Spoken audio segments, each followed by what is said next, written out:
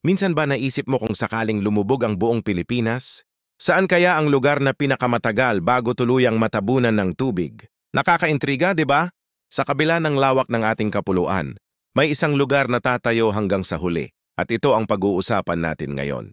Kapag ang buong Pilipinas ay unti-unting lumulubog sa ilalim ng tubig, halimbawa, dahil sa matinding pagtaas ng sea level, malaking lindol, o iba pang sakuna, ang huling lulubog na lugar ay ang pinakamataas na bahagi ng bansa.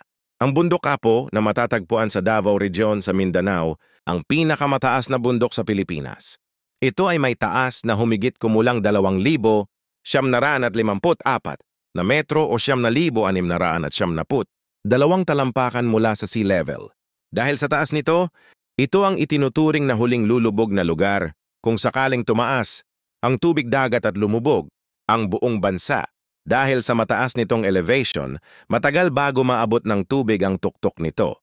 Bukod pa rito, ang mga bundok tulad ng Apo ay may natural na resistensya laban sa pagbaha at pagtaas ng tubig dahil sa kanilang topografiya. Kaya kung mangyari man ang isang matinding sakuna, ang bundok Apo ang pinakahuling mawawala sa ilalim ng tubig. Kaya sa kabila ng mga posibleng sakuna, tandaan natin na may mga lugar pa ring tatayo hanggang sa huli, tulad ng bundok Apo. Sana ay may bago kang natutunan sa video na ito.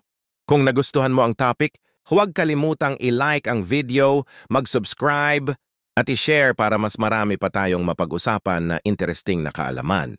Maraming salamat sa panonood.